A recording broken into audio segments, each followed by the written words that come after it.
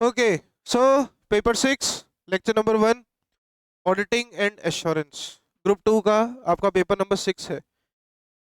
वैसे दोनों ही वर्ड, मैं अगर यहाँ पर नाम लिखूँ पेपर का, paper 6 auditing and assurance, 100 mark का पेपर है। और हमारे लिए पेपर का नाम तक नया है ना। पर आपको मैं बता दूं, कितना भी आप इस पेपर से घबराओ, जीवन आपका यही पेपर है। अब आपने सीए करने का सोचा, एक सोल राइट जो सीए के पास है, जो सिर्फ सीए के पास है, वो है ऑडिट। ठीक है, तो अगर जीवन बना सकते हो इस पेपर में तो बना लो, राइट। क्योंकि इंडिया में सोल राइट जो ऑडिट का है वो सिर्फ एक सीए के पास है। बाकी कोई भी प्रोफेशनल व्यक्ति ऑडिट नहीं कर सकता। ना सीएस कर सकता है, ना सीएमए कर सकता है। पर ऑडिट अगर कोई कर सकता है तो सिर्फ सीए कर सकता है। पर ऑडिट करने के लिए आपको ना कुछ नॉलेज एग्जिस्टिंग होनी चाहिए, कुछ पेपर्स की, जो इंटरमीडिएट लेवल पर आपने थोड़े थोड़े शुरू कर दिए। सबसे पहले अकाउंट्स, ठीक है। इसके अलावा आपको ऑडिटिंग के अंदर बेसिक नॉलेज थोड़ी सी चाहिए फाइनेंशियल मैनेजमेंट की। ठीक है, ये आपने पढ़ा है 12th क्लास बिजनेस स्टडीज में, ये आपने 12th क्लास बिजनेस स्टडीज में पढ़ा है। थोड़ी सी आपको ऑडिट के लिए नॉलेज चाहिए टैक्स की, जो आप अभी या तो पढ़ रहे हो या पढ़ोगे। ठीक है, थोड़ी सी नॉलेज चाहिए आपको अकाउंटिंग स्टैंडर्ड्स की, जो ऑलरेडी हमारे फर्स्ट ग्रुप के हो चुके हैं। और थोड़ी सी नॉलेज चाहिए आपको यहाँ पर कॉस्टिंग की, जो भी आपने बेसिक कॉस्ट शीट वगैरह स्टार्ट की, राइट। बेसिकली सर ऑडिट है क्या? तो आज के पूरे डिस्कशन के अंदर हम ऑडिट का सिर्फ मीनिंग देखेंगे। मैं आपको कुछ नहीं बताऊंगा कि हम कैसे जाएंगे, कितना टाइम लगेगा, क्योंकि मेरे साथी हो तो विश्वास रखना ही पड़ेगा। बट ये पेपर स्टूडेंट की मेंटेलिटी होती है कि हम टीचर को मान लो 3 मंथ्स लगेंगे, फॉर एग्जाम्पल एक रफ फिगर, मान लो 3 महीने लगेंगे, तो सर हम ना इस ऑडिट को 3 महीने तक तो आप पढ़ाओगे, फिर हम इसको ना 2 महीने होल्ड पे डालेंगे, क्योंकि सर है ना हमारे पास दूसरे ग्रुप्स भी हैं, हमारे पास में दूसरे पेपर्स भी हैं। और सर हम ऑडिट पढ़ेंगे कब? हम ऑडिट पढ़ेंगे सर एग्जाम से 1 महीना पहले, बिफोर 1 मंथ। एग्जाम से 1 महीना पहले सर हम ऑडिट पढ़ेंगे, और हम देखना सर पास हो जाएंगे। आपको लगता है ऐसा होता है? ये पेपर आपका आज तारीख है 13 अक्टूबर 22। ये पेपर आपका मान लो अगर 31 दिसंबर 22 तक भी चला ना, तो आपको ये 31 दिसंबर 22 डेली यहाँ तो पढ़ना ही है। साथ में आपको आपका एग्जाम कब है? मई 23 एग्जाम के लिए लेक्चर्स पढ़ रहे हैं, डेली पढ़ना पड़ेगा। डेली मतलब मैंने तुमको बिजनेस स्टडीज में भी आधा घंटा ही मांगा था 12th क्लास में, तो यहाँ पर भी मैं तुम्हारा आधा घंटा ही मांग रहा हूँ। अगर आप इंसाफ करोगे इस पेपर के साथ, आधा घंटा से 1 घंटा, कभी भारी टॉपिक आ गया तो 1 घंटा, कोई तकलीफ नहीं आएगी, कोई भी तकलीफ नहीं आएगी। क्योंकि ये अब एक ऐसा पहला पेपर आपका स्टार्ट हो रहा है जिसके अंदर 30 मार्क्स MCQ है। 30 मार्क्स क्या है? और 70 मार्क्स है डिस्क्रिप्टिव। 30 मार्क्स MCQ है, 70 मार्क्स क्या है? डिस्क्रिप्टिव। सर MCQ में नेगेटिव मार्किंग है क्या? कोई नेगेटिव मार्किंग नहीं है, अभी की स्कीम तक के हिसाब से तो कोई नहीं, और न्यू स्कीम में भी कोई नेगेटिव मार्किंग इसमें प्रपोज है नहीं। ठीक है, पर सर MCQ क्या फाउंडेशन जैसे आते हैं? नहीं, MCQ भी यहाँ पर आते हैं केस बेस्ड। कैसे आते हैं? Case based. और आजकल इंस्टीट्यूट ने एक नया ट्रेंड चालू करा है पिछले 5-6 अटेम्प्ट से, केस सिनेरियो बेस्ड। मान के चलो कि 15 मार्क्स के MCQ केस सिनेरियो बेस्ड आएंगे, और 15 मार्क्स, ये 20 भी हो सकता है, और 10 से 15 मार्क्स के MCQ आएंगे केस स्टडी बेस्ड या direct. Case scenario based MCQ और केस बेस्ड MCQ में क्या फर्क है? केस बेस्ड MCQ सिर्फ एक पर्टिकुलर कॉन्सेप्ट पे होता है, और केस सिनेरियो बेस्ड MCQ होता है मल्टीपल चैप्टर्स के साथ, मल्टीपल चैप्टर से पूछा जाता है। 3 से 4 चैप्टर से मिक्स करके पूछेंगे। एक बड़ा पैराग्राफ दे दे जैसे अनसीन पैसेज इंग्लिश का होता था, और they will ask 4 to 5 question from different different chapters. Okay, तो ये आपका एग्जाम पैटर्न है सर। डिस्क्रिप्टिव का पेपर पैटर्न वैसा ही है, जिसमें फर्स्ट क्वेश्चन होता है कंपलसरी। फर्स्ट क्वेश्चन आपका कंपलसरी होता है, और बचे हुए आपके 5 में से आपको 4 क्वेश्चंस करने होते हैं। ठीक है, और कंपलसरी क्वेश्चन भी 14 मार्क्स का होता है, और ये भी आपका 14 × 4 हो गया 56। 56 और 14 हो गया 70, और ये हो गया 30 का एमसीक्यू। Total 100 marks. स्टूडेंट की सबसे बड़ी गलती ये होती है कि वो ऑडिट को सोचता है कि मैं एंड टाइम पे रटूंगा, पढ़ लूंगा, खत्म। नहीं, आज आपको डेफिनेशन से ही पता पड़ जाएगा कि कितना रटना है। कुछ भी नहीं रटना है, सिर्फ समझना है। एक एक वर्ड अभी तुम ऐसे चिल्ला चिल्ला के बोलोगे। तो स्टार्ट करते without wasting much time audit के मीनिंग के साथ। नहीं, नेगेटिव मार्किंग नहीं है। What is auditing? वैसे आपको जो स्पाइरल दूंगा उसमें लिखा हुआ भी मिलेगा ये फर्स्ट पेज पे, पर ये सारा चीज जो ऊपर की रामायण है ना, केस स्टडी बेस्ड एमसीक्यू, ये सब लिख लेना। ठीक है, तो समझना ऑडिटिंग। What is auditing? एक एंटरप्राइज अकाउंट्स क्यों बनाती है? ताकि वो अपने शेयर होल्डर्स को एक ट्रू एंड फेयर प्रेजेंटेशन दिखा सके। तो sir presentation true and fair तो हमारे हिसाब से हुई ना, जिसने अकाउंट्स प्रिपेयर और प्रेजेंट किए। अकाउंट्स प्रिपेयर और प्रेजेंट तो बीकॉम वाला भी करता है। 12th पास वाले को भी सिंपल अगर टैली आती है, he can also prepare normal accounts. पर कोई एक बंदा सर्टिफाई तो करे कि अकाउंट्स रिलायबल है, कि अकाउंट्स रिलायबल है, अकाउंट्स अंडरस्टैंडेबल है, और अकाउंट्स कंपेरेबल है। उस बंदे को अधिकार दिया गया है भारत के अंदर। किसको अधिकार दिया गया है? सीए को। तो ऑडिट क्या है? ऑडिट सबसे पहले होता है बुक्स ऑफ अकाउंट्स जो आपने बनाई है। सर बुक्स ऑफ अकाउंट्स जो आपने बनाई है। अब वैसे आप कंपनीज एक्ट पढ़ रहे हो, और कंपनीज एक्ट के अंदर बुक्स ऑफ अकाउंट्स का मीनिंग पढ़ोगे। बुक्स ऑफ अकाउंट्स में आपका नॉर्मली क्या क्या आता है? बुक्स ऑफ अकाउंट्स के अंदर आपका नॉर्मली आता है P&L, फिर आता है आपका बैलेंस शीट, और फिर आता है cash flow statement. Books of accounts में नॉर्मली क्या आता है? P&L, बैलेंस शीट और कैश फ्लो स्टेटमेंट। और हमने जो AS1 में पढ़ा वो था नोट्स टू अकाउंट्स। ये बुक्स ऑफ अकाउंट्स बनाने की प्राइमरी जिम्मेदारी, ये बुक्स ऑफ अकाउंट्स बनाने की प्राइमरी रिस्पॉन्सिबिलिटी, मूल रूप से जिम्मेदारी किसकी होती है? मैनेजमेंट की। ये बुक्स ऑफ अकाउंट्स बनाने की प्राइमरी रूप से जिम्मेदारी किसकी होती है? मैनेजमेंट की होती है। अब मैनेजमेंट ने ये बुक्स ऑफ अकाउंट्स प्रिपेयर किए, पर हमको क्या करना है? ऑडिट में क्या करना है? तो हमको इन बुक्स ऑफ अकाउंट्स का करना होता है एग्जामिनेशन। क्या करना होता है? एग्जामिनेशन।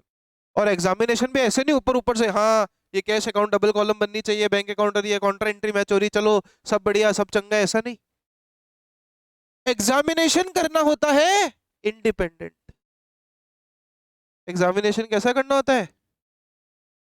इंडिपेंडेंट। मतलब ना तो सीए का मैनेजमेंट से कोई लेना देना है, और ना ही मैनेजमेंट का सीए से कोई लेना देना है।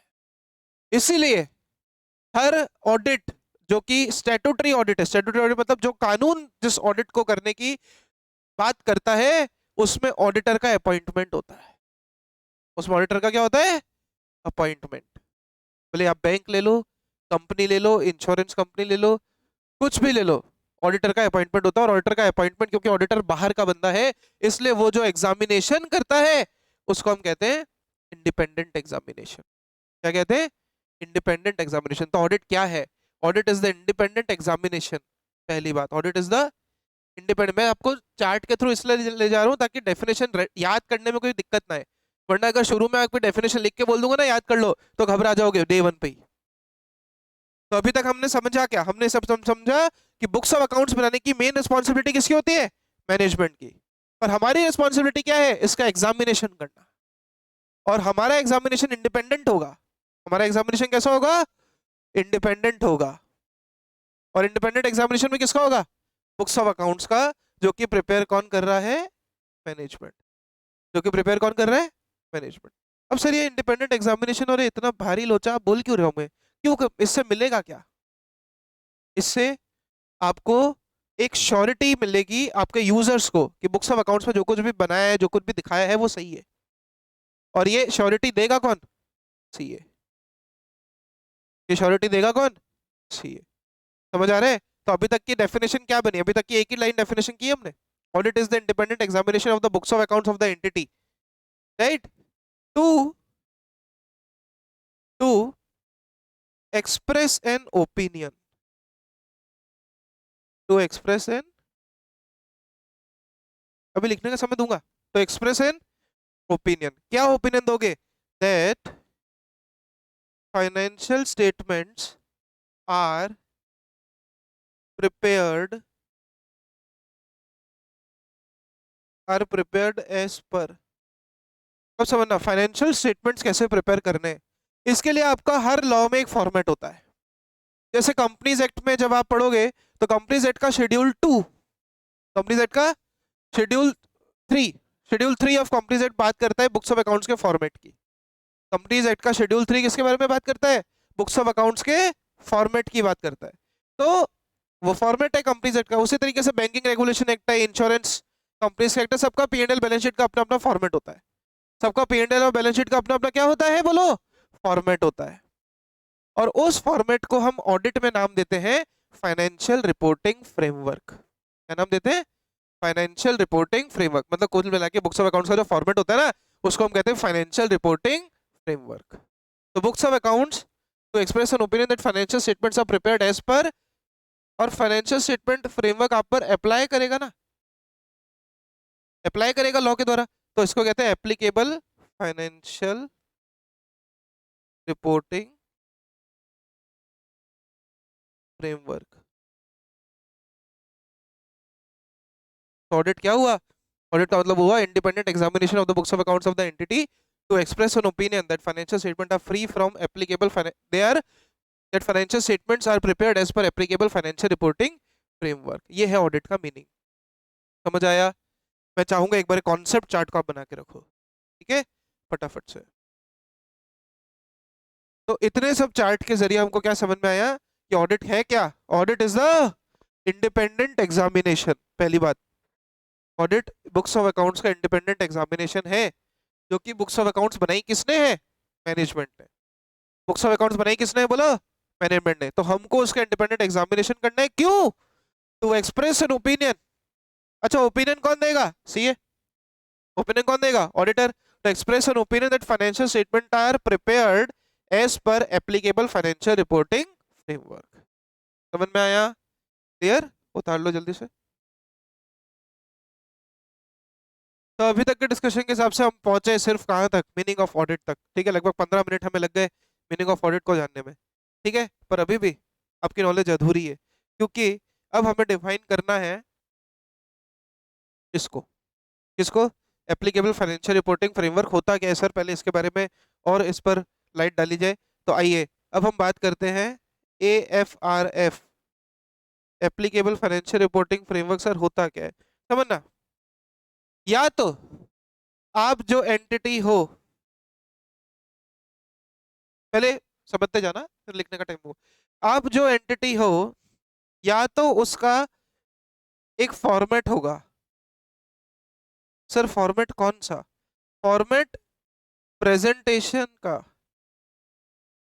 Presentation and preparation, presentation and preparation of financial statements. Financial statement मतलब P&L किस फॉर्मेट में बनेगा, कैश फ्लो किस फॉर्मेट में, वो तो कह रही है सही सही बनेगा। ओके, बैलेंस शीट किस फॉर्मेट में बनेगी, या कि तो उसका प्रेजेंटेशन एंड प्रिपरेशन का एक फॉर्मेट डिफाइंड होगा। क्या होगा? डिफाइंड। या फिर ये फ्रेमवर्क डिफाइंड नहीं होगा। सर हमें नहीं समझ आ रहा है। बहुत इजी। आप कंपनी हो तो आप पर शेड्यूल 3 लगता है, कंपनी जेड का शेड्यूल 3। उसमें बैलेंस शीट P&L का फॉर्मेट दिया है, वो फॉलो करो। ठीक है। अगर आप बैंकिंग सेक्टर में हो, कहाँ पर हो आप? तो आपके ऊपर banking regulation, very good. Banking regulation act लगता है, उसका अपना एक शेड्यूल है, उसमें फॉर्मेट दिया है, वो फॉलो करो। अभी समझ आया? तो बस इसी को तो कहते हैं applicable financial reporting framework, mean the manner in which the financial statement should be presented and prepared. The manner in which the financial statement should be presented and prepared is called as AFRF। समझ में आया? और sir इधर का क्या, अगर not defined हो तो? अगर डिफाइंड नहीं है ना, तो हमको जो अकाउंटिंग स्टैंडर्ड्स ने फॉर्मेट दिया है, हमको जो किसने फॉर्मेट दिया है, और आपको पता है अकाउंटिंग स्टैंडर्ड्स जो फॉर्मेट देते हैं उसको हम कहते हैं जनरल पर्पस फाइनेंशियल स्टेटमेंट्स। क्या कहते हैं? General purpose financial statements. जो आज तक 11th क्लास 12th क्लास में करते हैं ना, ऊपर ट्रेडिंग अकाउंट, फिर P&L, फिर बैलेंस शीट का वर्टिकल फॉर्मेट, हॉरिजॉन्टल नहीं, वर्टिकल फॉर्मेट, राइट? सो उसको वो अपना लो भैया। नॉर्मल सोल प्रोपराइटर पार्टनरशिप लोग क्या करते हैं, उसी फॉर्मेट को अपनाते हैं ना, because they are not defined in any act. उनका फॉर्मेट, उनका एक्ट तो है, पार्टनरशिप का एक्ट तो है, बट फॉर्मेट नहीं है अकाउंट्स का। सो वो जिस फॉर्मेट को फॉलो करते हैं, वो जिस फॉर्मेट को फॉलो करते हैं, उसे हम कहते हैं जनरल पर्पस फाइनेंशियल स्टेटमेंट। समझ में आया? तो ये हो गया आपका AFRF, applicable financial reporting framework. इसको भी कॉपी कर लो या स्क्रीनशॉट ले लो, जैसे तुम्हारी इच्छा। ठीक है, कॉपी कर लो इसको आराम से। हाँ हाँ, ऐसे ही ऐसे ही। यहाँ पे लिखना format is defined, format defined है, इधर फॉर्मेट डिफाइंड नहीं है। ठीक है, कॉपी मारो। देखिए GPFS का मतलब है, मैं लिख देता हूँ यहाँ पे, जनरल पर्पस फाइनेंशियल स्टेटमेंट। जो आप आज तक बनाते आए हो ना 11th 12th में, उसे कहते हैं जनरल पर्पस फाइनेंशियल स्टेटमेंट। तो अभी तक के हिसाब से ऑडिट का मीनिंग क्या हुआ सर? क्या अब हमने मीनिंग पढ़ लिया पूरा? अभी भी नहीं पढ़ा। ठीक है, मैंने कहा ना पूरा लेक्चर दूंगा, अभी 10 मिनट बाकी है। तो इसके अंदर अभी डेफिनेशन में हम एक और एडिशन करेंगे। तो अभी तक की डेफिनेशन क्या बनी? Audit is the independent examination of the books of accounts of the entity to express an opinion that financial statement are prepared as per AFRF, applicable financial reporting framework. अब है ना, हम कब बोलते हैं कि books of accounts are prepared as per AFRF? Books of accounts financial statements जो है वो फॉर्मेट के हिसाब से बनी है, ये हम कब बोलेंगे? ये हम तब बोलेंगे दैट फाइनेंशियल स्टेटमेंट में कोई गलती ना हो, तभी बोलेंगे ना that they are complying as per AFRF, they are followed as per AFRF। तो लिखते हैं that books of accounts are, that books of accounts do not have, do not have, अभी से लिख समझना, अभी से समझना, that books of accounts do not have material misstatement, books of accounts do not have material misstatement, मतलब books of accounts में कोई गलती नहीं है। सर मटेरियल मिस स्टेटमेंट के बारे में और बताओ ना, तो इसके लिए हम पूरा का पूरा चैप्टर पढ़ेंगे। ठीक है, इसके लिए हम पूरा risk assessment and internal controls करके एक चैप्टर पढ़ेंगे, तो वो वहां और अच्छे समझ में आएगा। कुल मिला के अभी के हिसाब से क्या मतलब है सर मटेरियल मिस स्टेटमेंट का?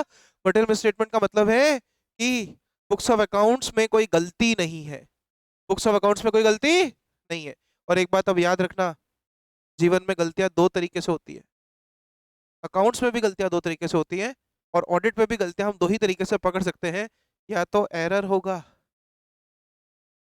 एरर ओमिशन उसमें आ गया, या तो एरर होगा, नहीं तो होगा फ्रॉड। या तो एरर होगा, नहीं तो क्या होगा? फ्रॉड। यहां आकर के आपका मीनिंग ऑफ ऑडिटिंग होता है खत्म। तो अभी तक पूरा मीनिंग आप बोलेंगे, audit is the independent examination of the books of accounts of the entity to express an opinion on the financial statement that they are free, that they are prepared as per AFRF, and books of accounts do not have material misstatement, जो कि error की वजह से हो सकता है और जो कि किसकी वजह से हो सकता है? फ्रॉड की वजह से। समझ आया? क्लियर? तो ये था आपका concept video about meaning of auditing. Sir आपने ऑडिटिंग का मीनिंग तो बताया, पर ये क्या है एश्योरेंस? हमने तो आज तक गारंटी पढ़ा था, हमने आज तक आप कह सकते हो हमने आज तक गारंटी वर्ड पढ़ा था, हमने आज तक पढ़ा था कि हम गारंटी देते हैं कि ये काम है, ये वैसा होगा वैसा होगा। ये एश्योरेंस क्या है? एश्योरेंस का मतलब होता है लेस देन 100% रिजल्ट्स। क्या मतलब होता है एश्योरेंस का? Less than 100%। भाई आज अकाउंट्स में आप मेरे को एक बात बताओ, क्या अकाउंट्स में प्रोविजंस इन्वॉल्व नहीं होते?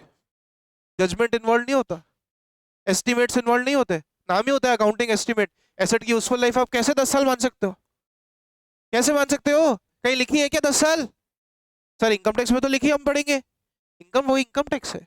अकाउंट्स में कहीं लिखी है क्या कि कैमरा 5 साल ही चलेगा? कहाँ लिखा है बताओ मेरे को? किसी अकाउंटिंग स्टैंडर्ड में हमने पूरा पीपीई जब पढ़ा था, प्रॉपर्टी प्लांट एंड इक्विपमेंट, क्या मैंने आपको किसी भी एसेट की कोई फिक्स लाइफ बताई? नहीं। तो अकाउंट्स में क्योंकि एस्टिमेट्स इन्वॉल्व होते हैं, और एस्टिमेट्स में इन्वॉल्व होते हैं जजमेंट्स। एस्टिमेट में क्या इन्वॉल्व होते हैं? जजमेंट्स। इसलिए हम ऑडिट में एश्योरेंस देते हैं। ऑडिट में हम कभी भी 100% कंफर्मेशन नहीं देते। तो सर एश्योरेंस का मतलब ही क्या होता है?